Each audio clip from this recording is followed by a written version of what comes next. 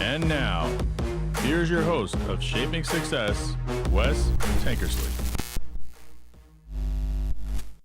What is up, everyone? Welcome back to another edition of Shaping Success Treasure Valley. Today I have a special guest with me, Tifni Pennecard. I have known her for a long time on social media, followed her, watched kind of her real estate and where she's going, and just kind of noticed a lot more things going on with her right now. And just wanted to have her on the show. So it's awesome to have you here, and thanks for taking the time. Yeah, thanks. I'm excited about it. Yeah, it's kind of a jaunt out here. It's you in made BFE. it, though. Yes, I was driving going, where the hell am I going? Yeah. But no, it's cool. It's funny, the house is sold, but there's a lot of people who drive by that one road, and they're just like, oh, yeah, we're not going to stay out here because they don't like the side view over there. Oh, I think it's cool. Yeah, I really like it. Yeah, it's really nice out here, but, you know, we'll have to move, and it is what it is, but it's going to be really exciting to start in a new studio space and get those things going. So Yeah, a new chapter for you. Yep. Well, let's talk a little bit about you. So you've been a realtor in the Treasure Valley for quite a while, right? Yep. And Going on 23 years. 23 years, and which is crazy because we had, I had Shane, I got to say his name right. Love it. Davila in Oh. here. He doesn't go by Davila, it's Davila. Okay. I had him in here on Monday, and he was in the same boat as you are. He's been a realtor for a very long time. So you've been through what I like to call the shit, like Yeah. the tough times, right? Because 2007 was a tough time. It got really busy during COVID. Then now it's kind of a lull. Mm-hmm. So Yeah, it's an interesting dynamic that we're in, but 2007 definitely shaped who I am today. Like when you have 4 jobs and it just goes full circle. It was crazy. I will never be in that place again, and I don't think our market here, especially in the Treasure Valley, will be that. We'll never get back to that again. So if we can get through that, we are always going to, continue on moving forward. So yeah, it's pretty crazy. The market here is just, I've watched it, same thing, not being in real estate, but just kind of watching how things go. And I don't feel that way either. Like, I don't feel it'll ever be back to what it was in 2007, but it has definitely slowed a little bit and it's changed. And I think one of the biggest things to learn is being in the business that long, you have to learn to shift with what's going on, right? yeah, doing this for 23 years, I'm always able to say, typically, this is what we see. Typically, August, July are the slowest months of the year. Typically, May, June, it picks up. It just didn't this year. We never got that boost of sales in May and June. And then, looking at sales last year, October was our biggest month out of the year. So it's just, nothing's typical. And, you just gotta keep at it and be consistent and get out there, and you do have to shift. Yeah. And it's a mind game for sure. When you look at stats, I'm a big stat person, and there's a reason why realtors are leaving, when 60% of the realtors haven't even made $10,000 yet. That's That's crazy. amazing. Yeah. And it's crazy too, because it feels like the way that it goes as well is you see people will go from, like, real estate becomes, the market's really good, right? Then everyone's going to school, everyone's getting their license, and then they find out that it's not as easy as what it was, and then they end up like going back to something else or getting a part-time job in between and can't really understand how real estate works. It's very similar to my job in sales, where you're not selling anything, you're not making any money, right? You have to find a way to keep going, and if you get scared or uncomfortable and you're not willing to work through that adversity, then you're not going to stay there. You have to plan and think ahead and get a lot of no's. Yeah. And keep just pushing through, because this is not an immediate gratification. I mean, this is not, that I'm going to find a buyer today and I'm going to write a contract. Right. That's not how it works. Yeah. And if that's your mentality,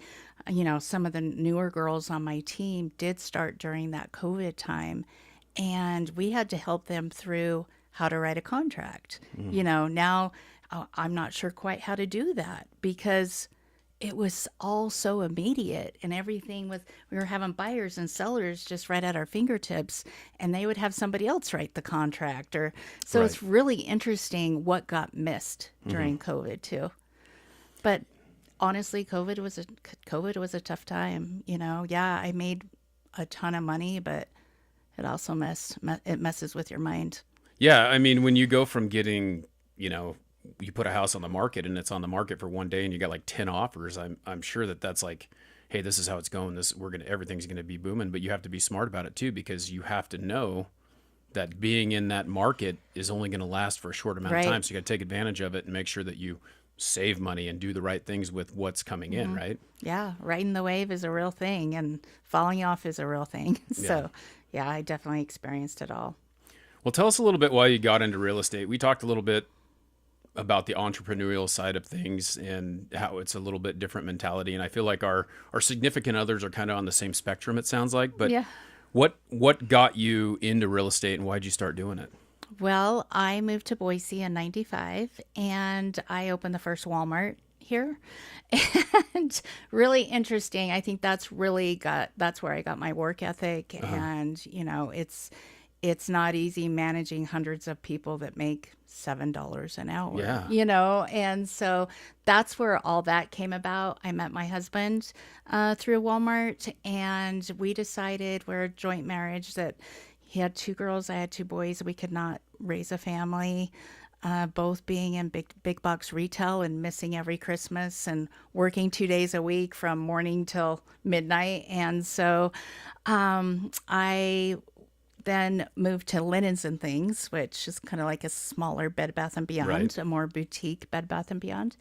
And I managed Linens and Things for a couple years, and I was recruited by Hubble Homes. Oh, okay. Because they came to Linens and Things, and the designer came to Linens and Things, and she was shopping, and she had not a good experience. And I went up, I'm like, take it.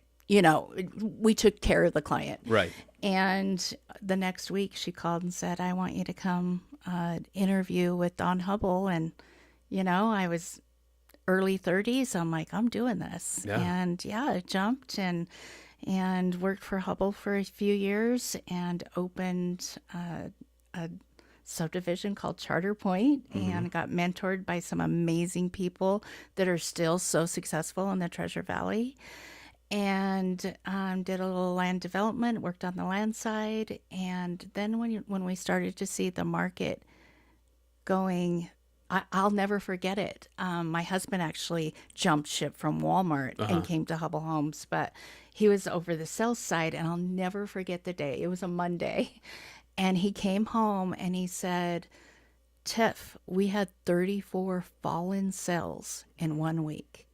And I looked at him. I'm like, you're going to get fired. You're done. Like, you're done. And we were both like, okay. He did go back to corporate eventually, the corporate life. And I jumped back into real estate on the outside world and was an independent contractor. And learned the hard way. Went through some shit. That's so crazy. Like, I would have never thought that you started out. I mean, we talked about what I had done and like where that was from. And it's like, that's amazing to start there. Like, and that's got to be where you kind of got that bug, because you know what it's like to work at a place where it's like super corporate. And that was the thing with me. It was like, I'm never going to own anything of my own. I'm never going to be my own boss. I'm always going to work for someone. Yes. And I don't like that. I don't like having to answer to someone. I would rather it all be on my shoulders so that I can take the heat. It sucks, but it's like you have no one to blame but yourself, right?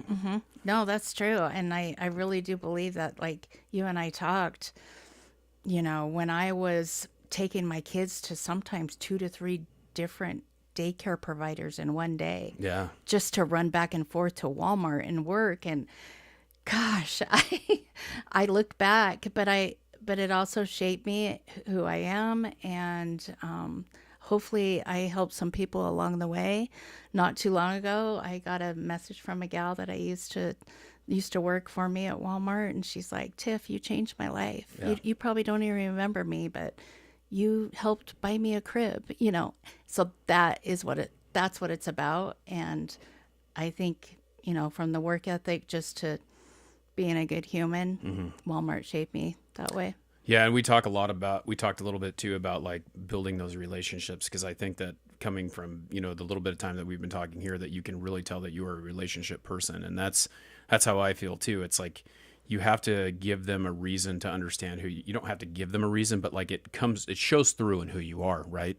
So she remembers that because you helped her in a time. And I just sent a message to one of the assistant managers that believed in me when no one else did at Les Schwab. I love that. And I got promoted, and his daughter's in the hospital right now. And it's just like, man, I just want you to know we're watching, we're praying for you, we're hoping that this, and that's, to me, it's like there's always that little thing that a lot of people forget, that you may make someone's day just by, reminding them that you helped them out or you did something for them and it meant something to them. Because a lot of times it doesn't really register until later, Without a doubt. No, she sent me a little message. Her daughter that, she got pregnant and she didn't have any money. And I'm like, we need to get a crib for her. I brought her on the day shift, which is unheard of in retail.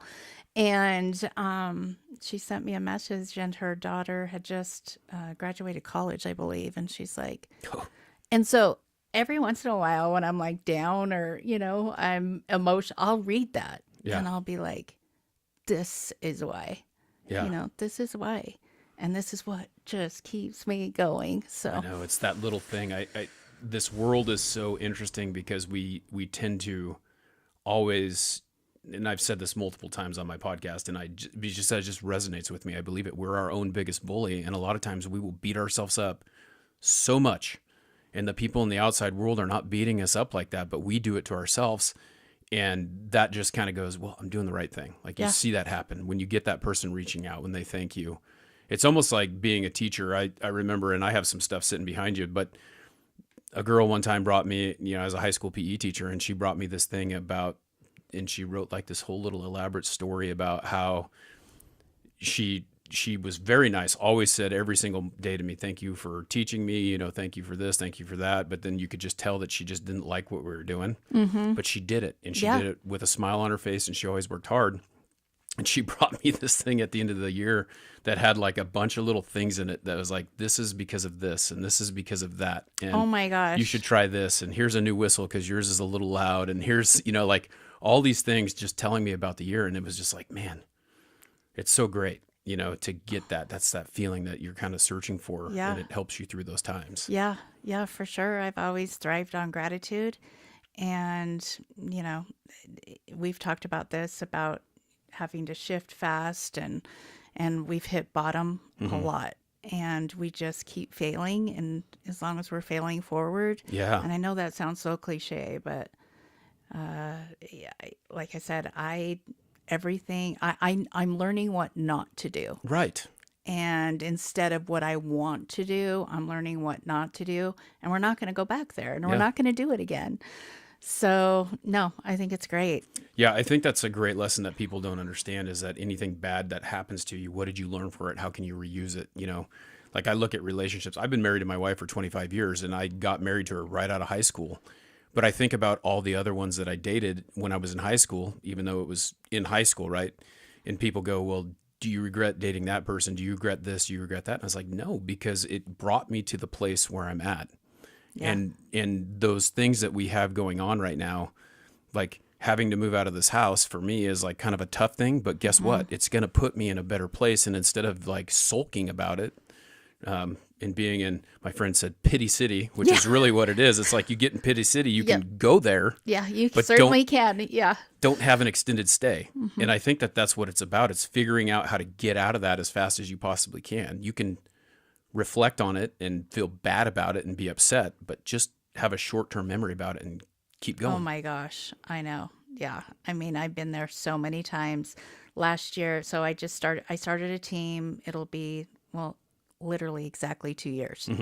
And I'll never forget when at the end of last year, beginning of this year, my husband and I were having a drink, and I sat at the bar and I started like bawling. Like I couldn't stop the tears. It was just one of those things, like, I had all these goals and to make this money, and to have it just my team look like this, and he looked at me and he's like, how many people don't try?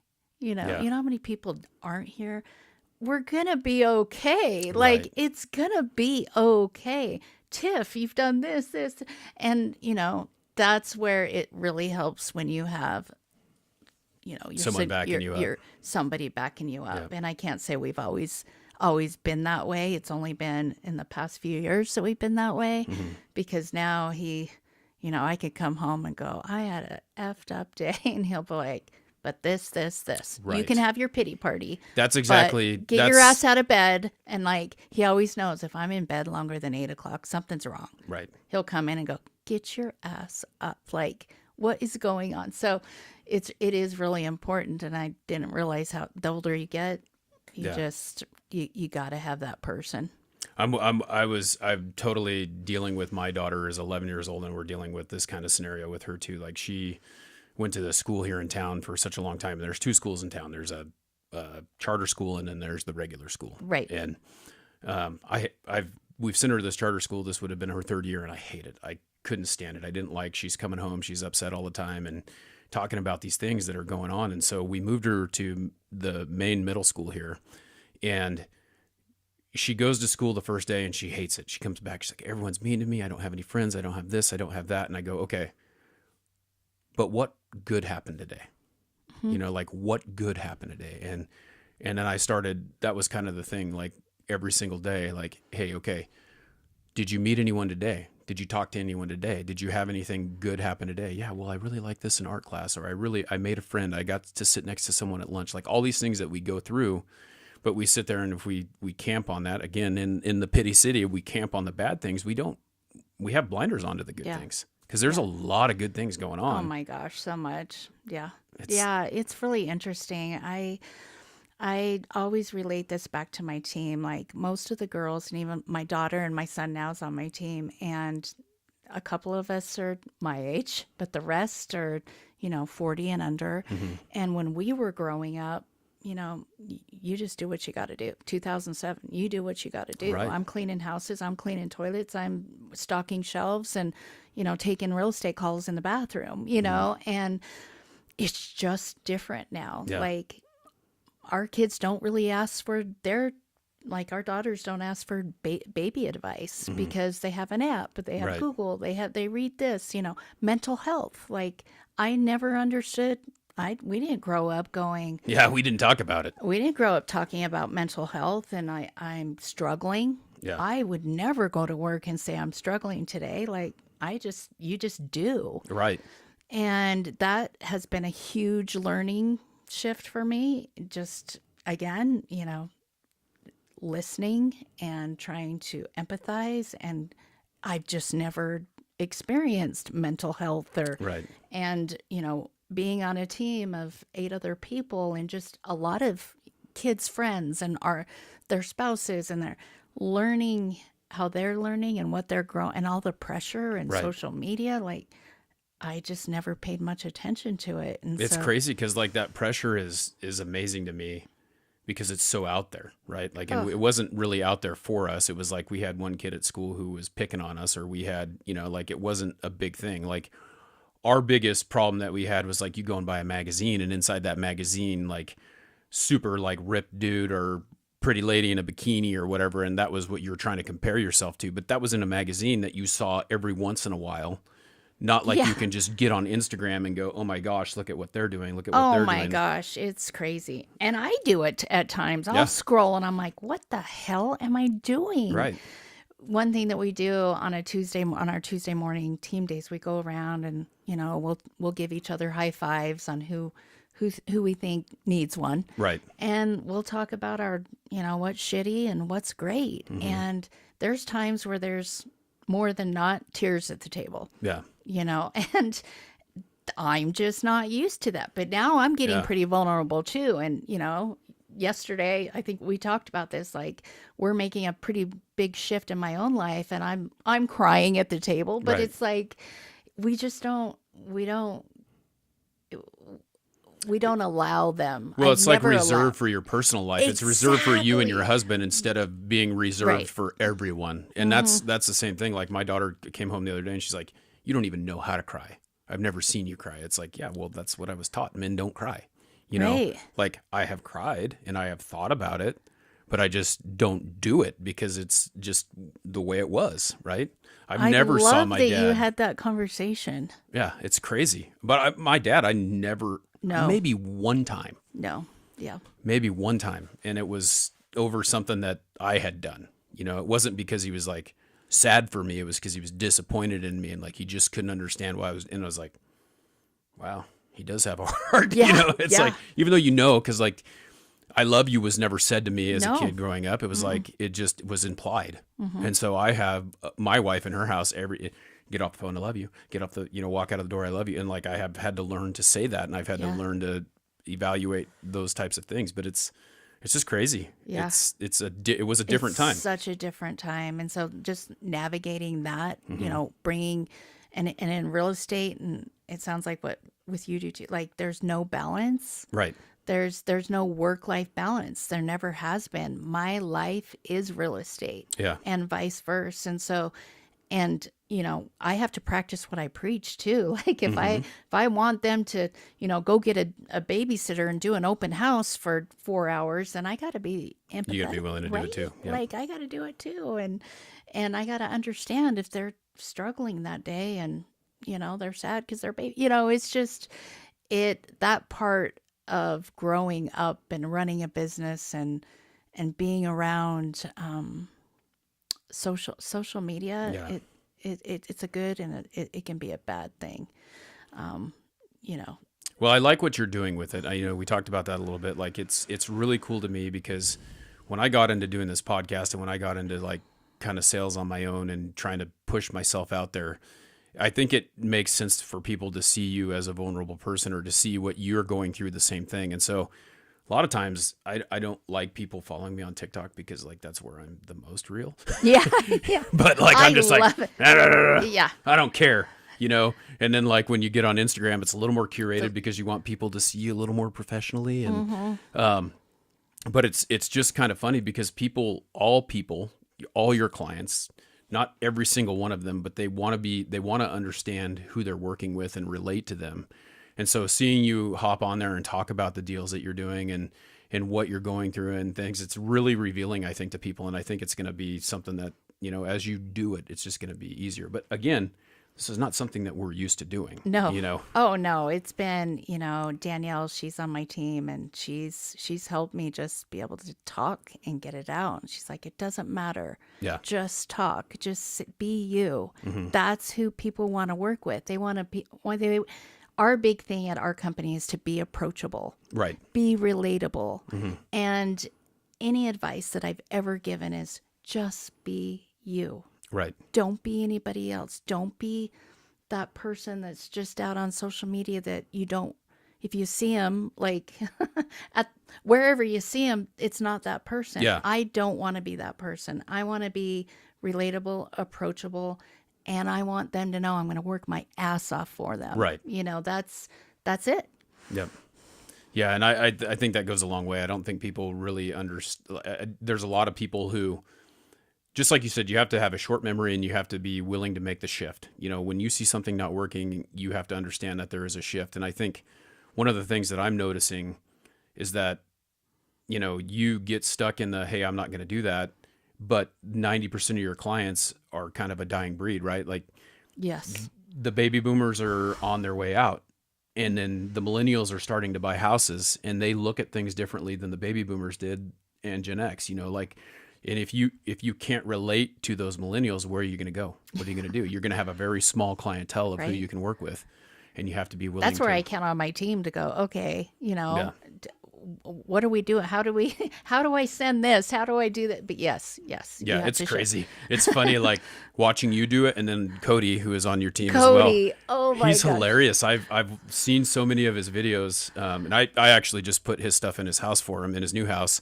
And just watching him do what he does, I got to get him on here too. But I was like, I'm going to get you first, and then we'll talk to Cody because I want to get Mama Bear in here and have her talk about what you're doing. Cody has just been, as you know, we brought my son and Cody on, and they're both, their sense of humor is number one, and they're just even, you get what you say, even keel, but they have the best ideas. Yeah. And yesterday I had all these plans at our meeting to just do this fun little team activity. Well, we went around and we're like, okay, what's not working? What do you need help with? Well, our whole meeting ended up helping each other get through Right. things. And I was watching him. I was sitting across like how we are. And every person that talked, he'd write down. And then, when it came to us all giving advice, he would look at his notes. He'd go, do this. And I'm like, he gets it. That's the thing about a team, though. And recently, the team's, what'd you say? It's 2 years old? Mm-hmm. And so 2 years old, yeah. you've seen both sides of it, right? Yes. Working by yourself and working with a team. Yes. Yeah. And having people like that, like I think a lot of employers get lost in the fact that there are those people who are doing that. Like to me, that's a guy that, hey, we need to figure out how to get you more involved, because now we see what you're trying to do, and you're really invested into not just yourself, but the whole team, right? Yeah. We all can't be good at everything. Right. Like I'm not good at everything. Mm-hmm. I'm good at a couple things. Yeah. Now our team can be good at everything. Yeah. And we're better together. And, one thing Abby, she said yesterday, one of her wins was like, I've had some shitty things going on with some of my transactions. And I am so grateful to be on a team, because this would suck doing it alone. Yeah. We were up the other night an hour talking through something, and sometimes you just need to talk. And I did it on my own for 18, 19 years before I hired my first assistant. And that's when I almost got divorced. Yes, I made a ton of money, but almost went through a divorce. I worked from morning literally till night. Like I was the first one in the office, last one to leave. I've always had to work outside of the office because I can't work at home. Yeah. I got to get out. I got to Right. have some camaraderie. And yeah, I did it and that's hard too. That's because, now learning not to, take over, or like I have to let them fly. I have to let them make mistakes. And so that's been hard too. I'm kind of a control freak, and I've had to let that go too. It's funny. It sounds like we're a lot alike. 'Cause I'm the same way. It's like, I got to have control of this. I've got to do, Yeah. I do want to help other people. And I've always been I was an assistant manager at one point where I was always like, my goal was to make sure that everyone below me knew everything that I knew, because if they did, then I would have to do less of my job and they would have some ways to spread their wings, right? Yeah. And to get them that way. But then I've also worked for people who are like, no, that person doesn't go up to the counter. That person stays out in the bays or this. And that just doesn't work for me. Oh, yeah. You can't. You're not going to grow doing that. Yeah. And that's just, I want people to know more than me. Right. Like, I want like yesterday at the table, I asked for advice on something, it's like, I want people to know more than me. And, like I said, that's what I want my team about. We've had some where we've had to shift and, what our goals are and where we're going to be, and from production to, philanthropy. We're more than selling real estate. Like, we're community. We're our culture. We do volunteer. I don't know if you saw what I posted yesterday, but Kristen from our team volunteers at the Humane Society once a week, and we're big into our community. And she just got onto social media and cried because two of the dogs that she just had a rough day. She's trying to promote these two dogs to get adopted. Well, our whole team pushes it out. They got adopted yesterday, and I'm like, I know that sounds so maybe minimal to some people, but it's like her passion, You're right. her love for these, and she just because she shared this and promote the gal at the Humane Society Center of Texas said it's because of you. Yeah. And that is like, that's a win. Yep. That's a win. That's a win all day long. So, there's more to it than selling real estate. It is about relationships, Right. and being relatable and failing together sometimes. Yep. And that's what I like about, being able to do this and to sit down and have this conversation, because a lot of times when you get into it, you're like, well, I could have called you and said, hey, let's go sit down and have a cup of coffee and just talk. Like, I feel like this is more meaningful because now not only do you and I get to share the conversation together, but we get to share it with other people as well. Yeah, I love so it. It's more of, hey, you and me, selfish coffee, you and me, everyone can see, like, this is what you can do. This is how you can build a business. This is how you can do those things. And these are the key points of what makes it successful, and it's not always successful. People No. got to understand that. Like, I've done 520 something episodes on this podcast, and I still kind of have the same listener base, but I personally keep getting more and more growth of it, and I know that it helps other people as well. So the people who are listening, one day, you know, they might be, hey, I need to share that out. Or I get a message, you know, I saw the same thing. I saw this episode today, man. What you said was just really great. Like that really helped me. That really pushed me to keep going. No, I love that. And I feel like we are so relatable just from our past to, you know, where we're at today in our lives to, you know, knowing what we want or what we don't want. Yeah. We know that feeling when we don't want it. We have to shift. And sometimes people never do that. Right. And that's why they're miserable. And, you know, bottom line is I do want to, I'll never retire, but we're not getting younger. Right. And I'm feeling it. Yeah. And so it is go time. Well, and the thing that's great about that too, and I know I'm speaking for you right now, but I guarantee this is the way you feel, is that you're leaving something behind for someone else to do the same thing, to follow in your footsteps, because your team, even though it is the team that it is right now, at some point, someone else may take over that team. For sure. And then it becomes something that lives on through you. Mm-hmm. For sure. Yeah. For sure. Yeah. Well, it's been awesome having you here, and I really appreciate you taking the time. Thank you. Really exciting. This is great. Yeah, I love it. If people want to reach out to you for real estate or just talk or whatever, where can they find you? Well, our office is in downtown Boise. We have a storefront office, about 1,500 square feet on 121 5th Street, right off of Main Street, right by Bandana downtown. And we just love people to pop in and say hi. And we feel like that's why I have the office downtown, just to have that camaraderie. And it feels so good when you walk in there. You'll have to come by. Yeah, I need to come by. But it's definitely our culture, and yeah, I'd love to have anybody come by. Yeah, it's great, and people have to understand too. Just because it's downtown Boise, that doesn't mean that that's the only place you sell real estate. I've seen your signs all over the place. Yeah, all over the Treasure Valley. You know, from Payette to Weiser to Mountain Home, we do it all. Yeah. So yeah, it's great. Awesome. Well, thanks again. I really appreciate it. No, thank you. Yeah. All right, everyone. Thanks for hanging out for another Shaping Success Treasure Valley. Appreciate you being here. Please make sure if you're listening to this on Apple Podcasts that you write a review, because it really helps us get that out here. If you're watching it on YouTube, please subscribe, comment. Let us know if you know anyone who would be a great guest. And remember that this is brought to you by Shade Bros. If you need any window coverings in the Treasure Valley, please give me a call, 208-99-SHADE. Until next time, I challenge you to find the shape of your success. Awesome. Yeah.